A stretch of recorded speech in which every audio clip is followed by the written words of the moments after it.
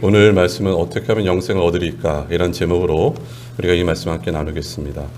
어느 목사님이 인도에 선교를 다녀오시다가 한국에 와서 보니까 옷에 누피가 있었어요, 주머니에. 그래서 깜짝 놀랐는데 이건 인도의 화폐입니다. 한국에서 전혀 쓸 수 없는 돈입니다. 그래서 이분이 다음에 인도 선교 갈 때 행했던 것은 모든 것을 다 쓰고 옵니다. 그런 것처럼 우리가 이 땅에 살아갈 때 우리의 재화를 하나님 나라의 영광으로 선용할 수 있어야 됩니다. 쉽게 말하면 거룩한 환전이죠. 하나님께서 이렇게 주를 위해 쓰는 자들, 하나님이 이 땅에서도 또 내세에서도 또 함께 하시고 복을 주실 줄을 저희가 믿고 나가는 것입니다. 이런 말이 있습니다. 천천히 서둘러라. 성공을 위해 서두르다 보면은 성공보다 더 중요한 것을 우리가 놓칠 때가 있음을 보게 됩니다. 그래서 천천히 서둘러라는 얘기는 우리가 잠시 멈춰서 나에게서 가장 소중한 것이 중요한 것이 어떤 것인지를 생각해 보라는 것입니다. 저와 여러분에서 가장 소중하고 중요한 게 뭐겠습니까? 성공보다 더 중요한 것은 믿는 우리에게는 영생입니다. 그리고 믿음이며 하나님의 영광입니다. 우리가 이 영생을 주시는 데 감사하고 또한 주를 위해 살아가는 저희가 되어야겠죠.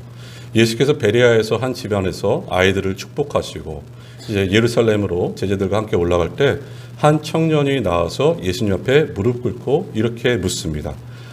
선한 선생님이 어떻게 하면 내가 영생을 얻을 수 있습니까? 이렇게 물어봐요.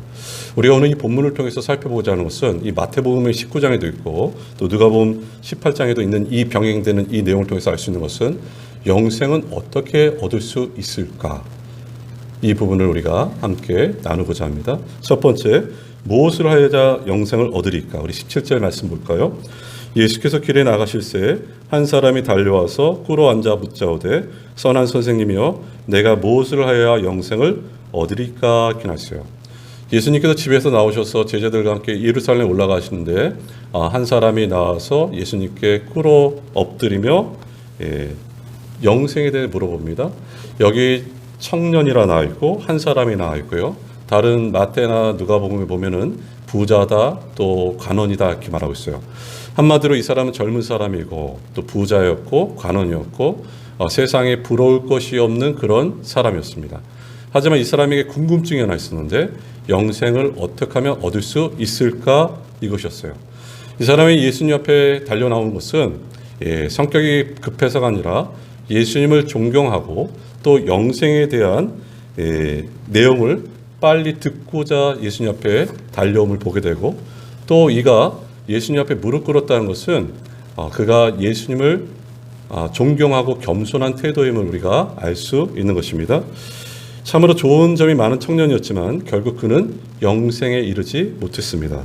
세상에서 여러 가지로 좋은 점이 많은 사람들도 영생에 이르지 못하는 사람들이 많이 있습니다. 문제는 좋은 점이 얼마나 있느냐가 아니라 예수님을 따르냐 하는 것이 중요한 것이죠. 지금 이 사람이 선한 선생님이요 내가 어떻게 하면 영생을 얻을 수 있습니까? 물어볼 때 이 청년과 부자 간원의 질문은 자신의 어떤 행위와 노력과 공로로 영생을 얻을 수 있다고 생각했어요. 이건 굉장히 큰 착각입니다. 우리의 어떤 행위로 영생을 얻을 수 있는 것이 절대 아닙니다. 이 청년은 예수님께 선한 선생님이요 이렇게 말합니다. 예수님이 선한 선생님인 걸 알았지만 하지만 예수님이 하나님이시고 그가 메시아이고 하나님의 아들임을 그는 알지 못한 것이죠. 그래서 예수께서 이 부분을 시정해 주신 부분이 바로 18절에 나오는데 한번 보실까요? 예수께서 이르시되 내가 어찌하여 나를 선하다 일컫느냐 하나님 한 분 외에는 선한 이가 없느니라 이렇게 했어요. 예수님 말씀하시죠. 네가 어찌하여 나를 선하다 하느냐 하나님 한 분 외에는 선한 이가 없다. 그러니까 이 말은 예수님이 바로 하나님이시라는 것이에요. 너는 왜 나의 신성을 인정하지 않느냐 이렇게 말씀하시고 더 나아가서 내가 메시아고 내가 하나님의 아들이라는 것을 받아들이라 이것을 말하고 있어요. 예수님은 선하신 분이죠. 이 땅에 선하시고 무자하신 분은 예수님밖에 없으십니다. 그는 하나님이시고 그는 하나님의 아들입니다. 영생을 어떻게 얻을 수가 있겠습니까? 우리의 죄를 사하신 예수, 그 예수를 믿음으로 영생을 얻을 수 있는 것이에요. 영생이라는 것은 주께서 우리를 핏값 주고 사셨는데 그 예수를 믿는 것이 영생을 얻을 수 있다는 것이에요. 여러분, 저와 여러분은 정말 다 죄인입니다. 죄인인 우리를 주님께서 구하셨어요. 스가랴서 13장 1절에 성경 말씀 다음과 같이 말하죠. 그날에 죄와 더러움을 씻는 셈이 다윗의 족속과 예루살렘 주민을 위하여 열리리라 이렇게 했어요. 셈이 나오는데 이 셈이 우리의 육체를 씻는 것이 아니라 우리의 죄와 더러움을 씻는다 이렇게 말하고 있어요. 여기 죄와 더러움을 여러 가지 해석할 수 있지만 그 중에 한 분 누터란 목사님이 이렇게 해석했습니다. 이 앞선 죄란 것은 우리가 일상생활에서 짓는 죄, 사범죄를 말하고 뒤에 더러움이라는 것은 우리가 나면서부터 가져온 원죄를 말하고 있어요. 죄와 더러움에서 우리를 씻을 자가 누구냐는 것이죠. 여러분, 가장 중요한 문제는 죄가 뭐냐는 것이에요. 사람들은 죄를 되게 싫어합니다. 죄라는 단어를 너무나 싫어해서 실수했다, 잘못했다 이런 용어를 쓰고 누군가가 저와 여러분에게 당신 죄인이라 하면은 사람들은 더욱더 싫어하는 것이 이 죄라는 단어입니다. 하지만 죄와 죽음은 떼려야 뗄 수가 없습니다. 인간이 죄인이라는 객관적인 증거가 어떤 것일까요? 죄의 삭은 사망입니다. 사람이 왜 죽는지 아무도 해석을 하지 못합니다. 사람이 죽는 이유가 뭐냐? 성경에서는 분명히 말합니다. 죄 때문에 사람이 죽는다 이렇게 말하고 있어요. 이 죽음에 대해서 제일 먼저 말씀하신 분이 바로 하나님이세요. 선악과를 명령하시면서 네가 저것을 먹는 날엔 정령 반드시 죽으리라 말씀하셨어요. 인간이 죄된 객관적인 증거는 모든 사람이 죽는다는 것이에요. 더 나아가서 이 죄의 문제를, 죽음의 문제를 사람이 해결할 수 없다는 것입니다. 김은 씨의 소설 가운데 내 젊은 날의 숲이라는 책이 있습니다. 이 내용의 일부 가운데 이런 내용이 있어요. 학도병이 나오고 학도병의 편지를 이렇게 소개하고 있습니다. 1950년도 저 포항에서 전투가 일어나고 학도병이 이제 전사하면서 그 편지가 남겨진 내용인데 이 책은 어떻게 보면 재미있기도 하고 정말 비극적인 상황과 함께 또 많은 것을 사색하게 합니다. 편지의 내용은 이렇게 시작돼요. 군에 가서도 그렇고 전쟁에서 가장 보고 싶은 분이 누굴까? 어머니죠. 어머니. 이렇게 시작합니다. 저희 중대는 중대라 할 수 없을 정도로 50명밖에 남지 않았습니다. 이제 적의 대부대가 이곳을 탈환하려고 올 것입니다. 우리는 지금 참호 속에서 거총을 하고 적을 기다리고 있습니다. 적은 어떤 기척도 없습니다. 어머니, 지금 저는 죽음을 기다리고 있습니다. 이렇게 말하고 있어요. 죽음을 기다리고 있는 학도병. 여러분, 학도병이 16, 17, 18입니다. 이 학도병이 죽음을 기다리면서 어머니께 이렇게 말합니다. 어머니, 저는 상추쌈을 지금 먹고 싶습니다. 어머니가 여름에 풀칠해서 다려준 그 옷을 입고 싶습니다. 이렇게 말하고 있어요. 죽음을 앞두면서 상추쌈을 먹고 싶고 어머니가 여름에 빳빳하게 다려주신 그 여름 옷을 입고 싶습니다. 그래서 죽음을 기다리고 있어요. 여러분, 모든 사람은 다 죽습니다. 죽음이 멀지 않습니다. 인류는 이 죽음을 피할 수가 없습니다. 이게 바로 인류의 숙제입니다. 사람은 태어나면서부터 죽을 운명입니다. 태어나면서부터 점점점 죽음으로 다가가고 있습니다. 어떻게 보면 죽기 위해 사는 것이에요. 어떤 사람도 이 죽음을 피해갈 자가 한 사람도 없습니다. 그런데 한 분 죽었다가 다시 사신 분이 계세요. 그분이 누구신가? 예수 그리스도십니다. 그가 죽음을, 사망을 정복하셨어요. 그리고 그 죽음을 미리 맛보셨다 이렇게 말해요. 히브리서 2장 9절 말씀 보실까요? 이렇게 나와 있습니다. 예수님이 죽었다 다시 사시면서 모든 인류가 해결할 수 없는 죽음의 문제를 예수님이 해결하셨으면서 히브리서 2장 9절 이렇게 말합니다. 죽음의 고난받으심으로 말미암아 영광과 존귀로 관을 쓰신 예수를 보니 이를 행하심은 하나님의 은혜로 말미암아 모든 사람을 위하여 죽음을 맛보려 하심이라 이렇게 했어요. 예수님을 설명하면서 이렇게 설명하죠. 예수님이 누구냐? 예수님이 죽음의 고난을 받으심으로 영광과 존귀와 관을 쓰셨다 이렇게 말하고 있어요. 그리고 그는 모든 사람, 여기서 말한 모든 사람이란 믿는 사람을 위하여 죽음을 미리 맛보았다 이렇게 말합니다. 여러분, 맛보았다는 표현은 이런 표현이죠. 아이들이 병원 가면은 어린아이들이 제일 싫어하는 게 주사 맞는 거예요. 그리고 쓰디 쓴 약을 먹는 것입니다. 근데 어떤 의사 선생님은 본인이 직접 주사를 놔주면서 본인 손에 봐, 이거 하나도 안 아파. 이런 분도 계세요. 그리고 약을 먼저 먹으면서 봐, 이 약 괜찮아. 이게 미리 맛보는 것입니다. 예전에 TV 프로 보니까 부자지간이 번지 점프를 하는데 그 높은 곳에 얼마나 무섭겠습니까? 근데 아버지도 무섭지만 먼저 뛰어내려요. 그리고 나서 그 밑에서 아들을 향해서 이렇게 말합니다. 봐, 괜찮아. 너도 뛰어내려. 이렇게 말하는 것이에요. 여러분, 죽음이란 것은 우리 모두에게 중압감으로 다가옵니다. 죽음이란 것은 너무너무 두려운 것이에요. 죽음을 두려워하지 않는 자가 어디 있겠습니까? 하지만 우리 주님께서는 그가 미리 십자가에서 죽으시고 미리 맛보시고 다시 살아나셨어요. 그래서 우리에게 이렇게 말씀하십니다. 봐라, 죽음 아무것도 아니다. 이렇게 말씀하세요. 믿는 우리가 죽을 때 두려워하지 않는 이유는 여기 있습니다. 예수께서 죽으시고 다시 살아나시고 죽음을 미리 맛보신 분이 우리에게 말씀하세요. 내가 너를 책임진다. 봐라, 죽음은 두려운 것이 아니다. 이렇게 말하고 있어요. 여러분, 예전에 목사님들이 이런 말씀 많이 하십니다. 죽을 때 잘 죽어야 된다. 왜 그렇게 말씀하시냐면요. 우리가 천국 가는데 자녀들 앞에 놓고 자녀들에게 이렇게 말씀하셔야 돼요. 얘들아, 천국에서 보자. 그리고 너무 슬퍼하지 마라. 어떻게 이런 힘이 나오겠습니까, 여러분? 바로 예수님이 우리를 위해서 죽으시고 다시 살아나셨기 때문이에요. 예수님이 우리의 소망이시고 생명이시기 때문입니다. 예수님을 믿음으로 영원한 생명을 얻었기 때문이에요. 영생이란 내가 어떤 노력하고 행위와 수고로 얻어지는 것이 아니라 하나님께서 값주신, 값없이 베풀어 주신 선물이 바로 영생인데 그 예수를 믿음으로 영생을 얻게 되는 것입니다. 두 번째 우리가 살펴볼 것은 율법을 주신 목적도 예수님께 피하기 위함입니다. 우리 19절 말씀 보실까요? 내가 계명을 안 하니 살인하지 말라, 간음하지 말라, 도둑질하지 말라, 거짓 증언하지 말라, 속여 빼앗지 말라, 내 부모를 공경하라 하였느니라. 이렇게 했어요. 예수님은 이 본문부터 21절까지 영생을 얻는 방법을 제시합니다. 먼저는 사람이 계명을 지킬 수 없는 얼마나 무능한 자임을지를 알려주세요. 여기 말씀처럼 살인하지 말라, 간음하지 말라, 도둑질하지 말라, 거짓 증언하지 말라, 속여 빼앗지 말라, 내 부모를 공경하라.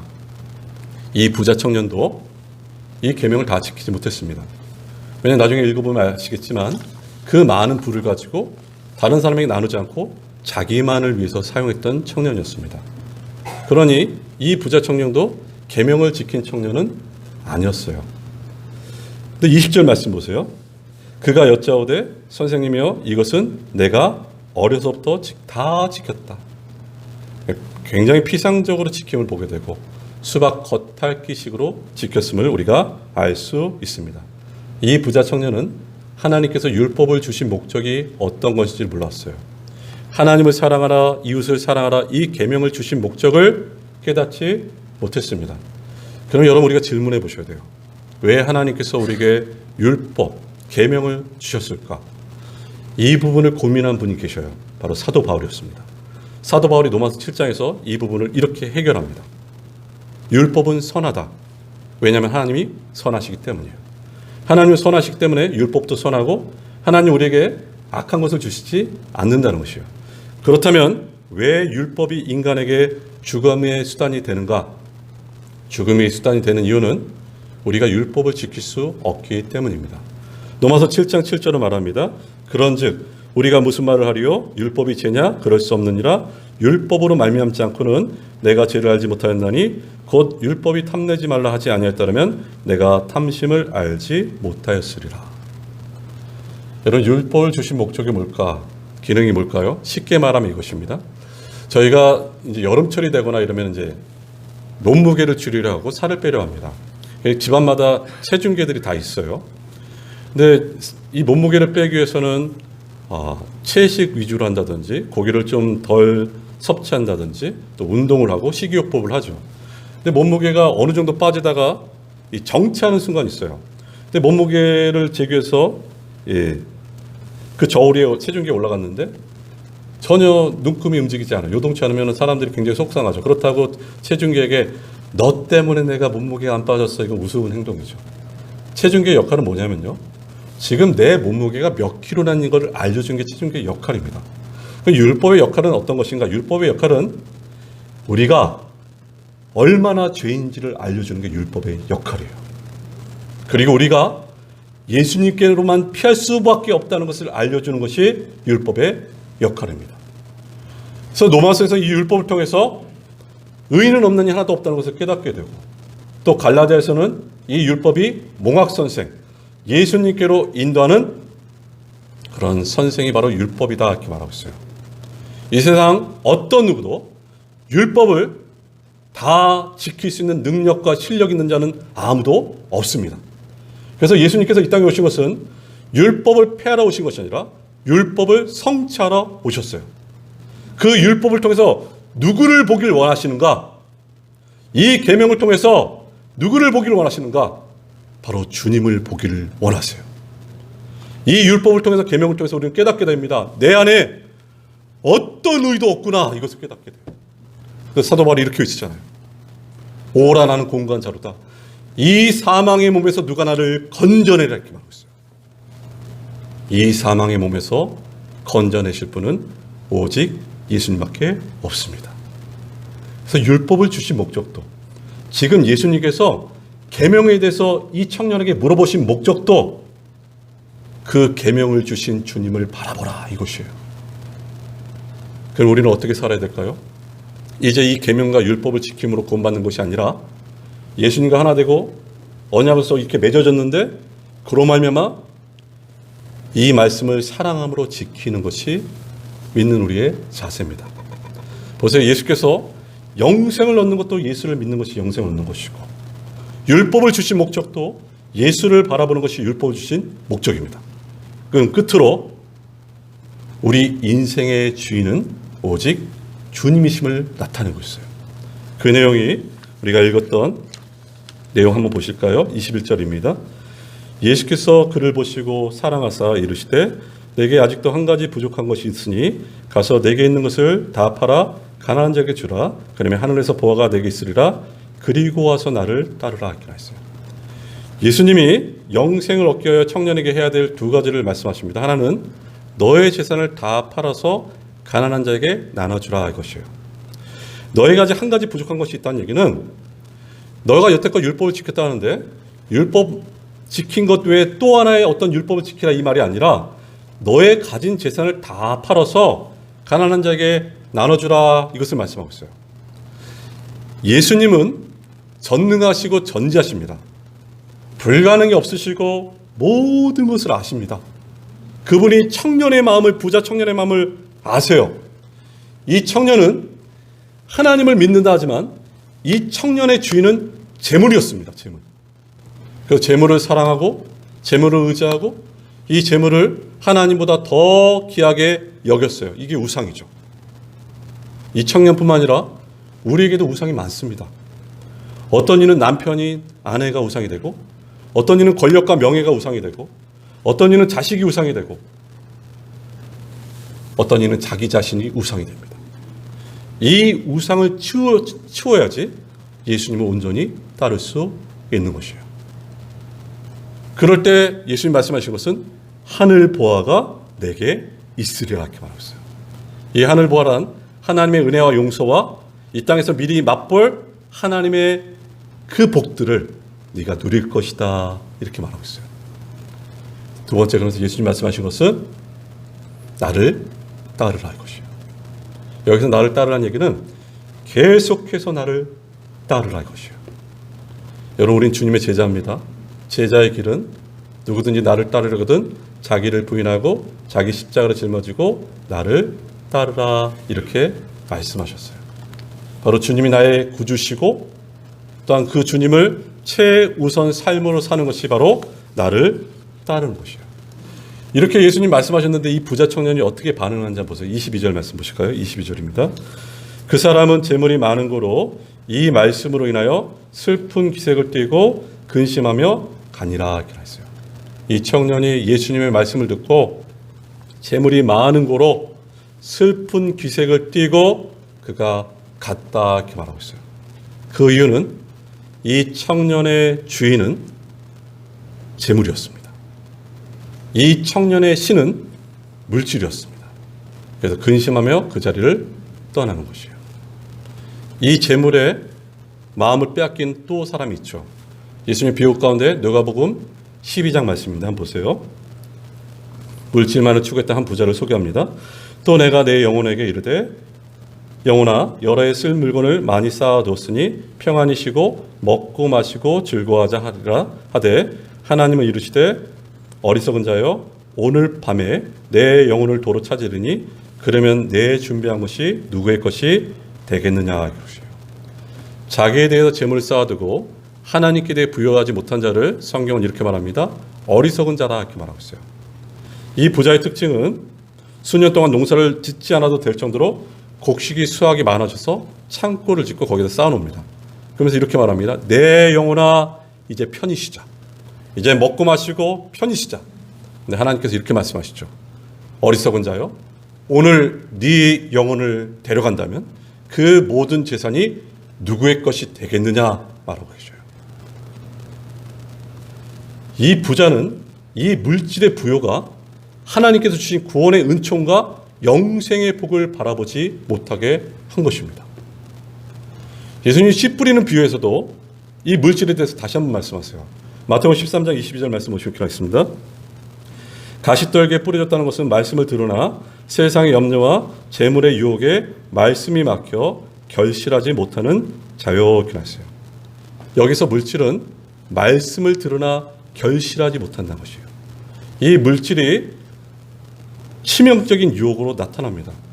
여러분 물질의 장벽은 우리가 신앙생활하면서 말씀이 우리 마음에 새겨지지 않고 결실하지 못하고 자라나지 못하게 합니다. 그리고 물질의 시험에 들면 하나님 없이 물질의 마음을 빼앗기면 신앙을 버리고 불의한 삶을 살 수밖에 없습니다. 오늘 많은 사람들이 이 물질을 누리기보다 물질을 신으로 섬기는 자들이 너무너무 많습니다. 복은 누리고 나누는 것이에요. 신은 섬기는 것입니다. 그런데 복은 변질이 잘 되는 위험한 물건이죠. 조절을 잘하지 못하면 복은 신이 됩니다. 그러면 사람은 복을 누리지 못하고 그 복을 섬기는 노예가 되어버려요. 정말 고수는 물질의 노예가 되는 자가 아니라 복을 누리는 자입니다. 하나님께서 이 복을 누리고자 우리에게 비책을 주셨는데 그 비책은 나누는 거예요. 여러분 그 복을 누리고 나누는 거예요.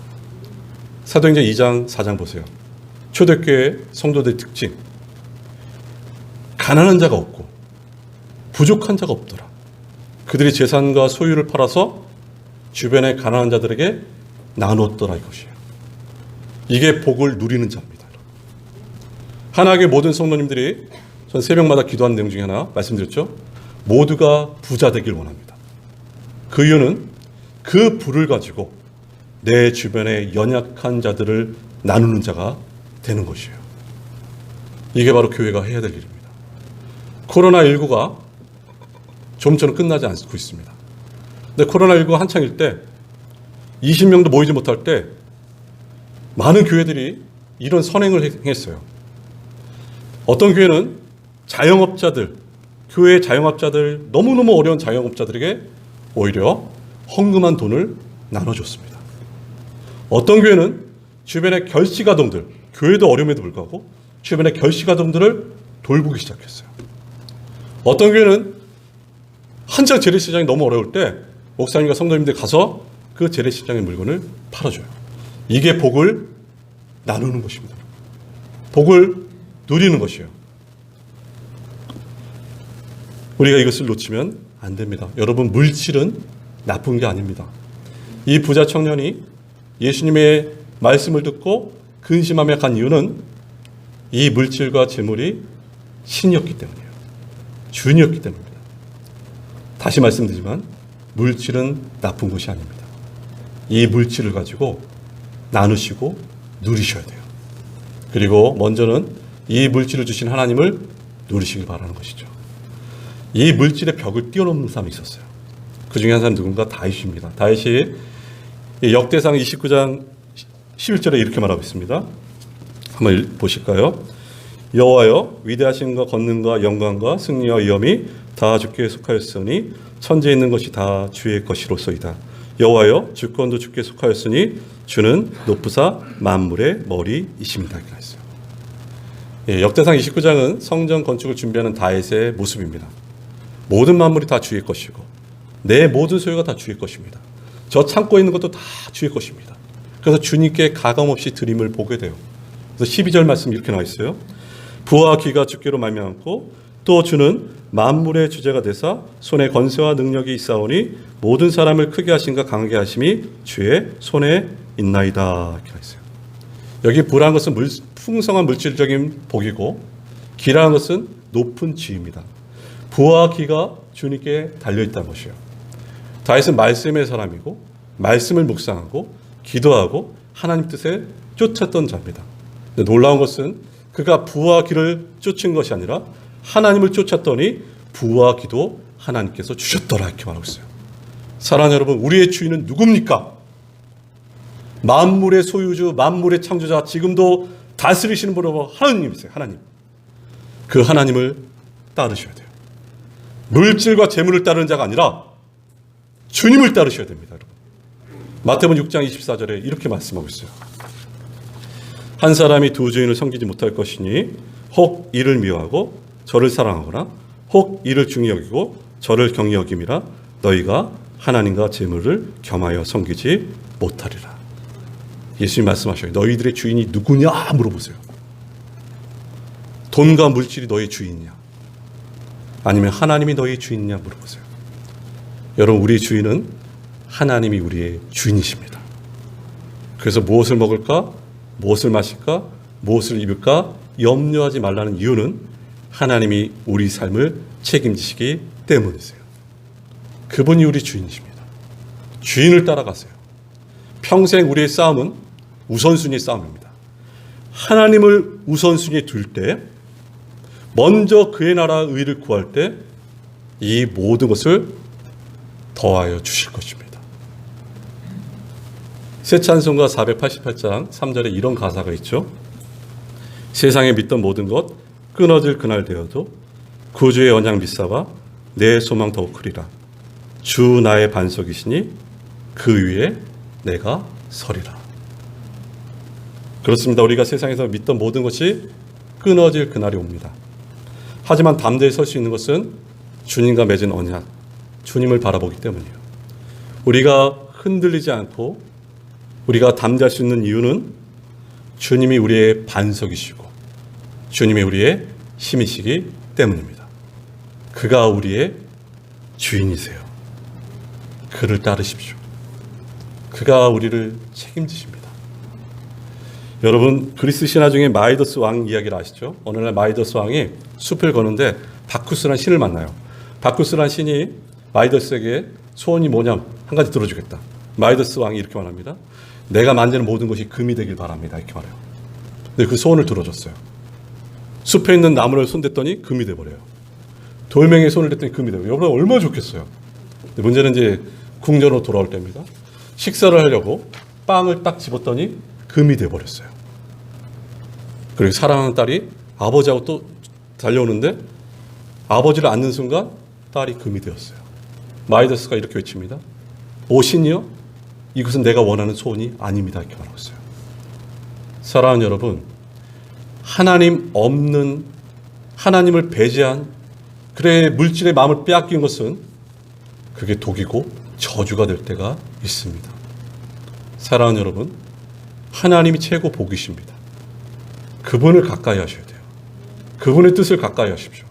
그분이 우리 모든 것을 보고 계십니다. 그것을 놓치지 마셔야 돼요. 오늘 이 말씀 보세요. 끝으로 이것이 길에서 일어납니다. 마가에서 길이란 제자가 걸어가야 될 길을 말하고 있어요. 예수님 말씀하시죠.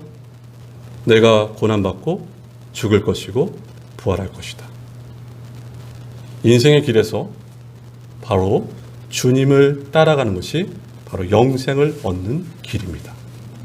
예수님께서 십자가에서 죽으신 것처럼 나도 주님과 함께 죽는 것이 영생을 얻는 길이고, 예수님께서 부활하신 것처럼 나도 예수님과 함께 부활하는 것이 복음의 길, 영생의 길입니다.